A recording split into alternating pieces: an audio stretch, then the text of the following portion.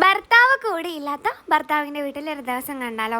Evening ആയപ്പോൾ ഞാനും അമ്മയും അക്കുവും കൂടി അമ്പലത്തിലേക്ക് പോയി. വീടിന് തൊട്ടടുത്തുള്ള മുത്തപ്പൻകാവിൽ ഉത്സവമാണ്. അങ്ങനെ അങ്ങോട്ടേക്കാണ് നമ്മൾ പോയത്. തെയ്യത്തിൻ്റെ വെള്ളാട്ടെല്ലാം കഴിഞ്ഞ് അങ്ങനെ നമ്മൾ പ്രാർത്ഥിക്കാൻ നിന്ന്. അപ്പോൾ തെയ്യവും ചോദിച്ചു ഭർത്താവ് എവിടെയെന്ന്.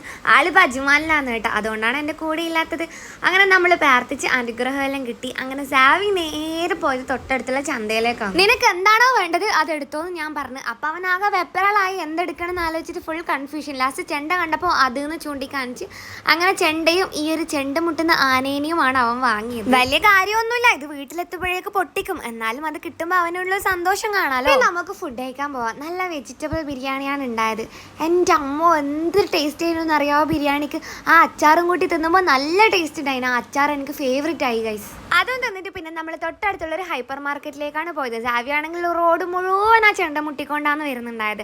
അവിടെ നിന്ന് ഞാനൊരു സ്പൈസി ചിക്കൻ വിങ്സ് വാങ്ങിയിട്ടുണ്ടായിരുന്നു. ഒരു റെഡിമെയ്ഡ് പാക്കറ്റാണ്, കണ്ടപ്പോൾ എനിക്കൊന്ന് ആക്കി നോക്കണം എന്ന് തോന്നി, അങ്ങനെ വാങ്ങിയതാണ്. പിന്നെ ഷവർമയും മിറണ്ടയും വാങ്ങി നമ്മൾ വീട്ടിലെത്തി. അച്ഛമ്മയും മോനും വീട്ടിലെത്തിയപ്പോൾ നല്ല കളിയാണ്. ഈ ഒരു ബലൂണ് ജാവിക്ക് അപ്പുറത്തെ വീട്ടിലേച്ച് വാങ്ങിക്കൊടുത്തതാണ്.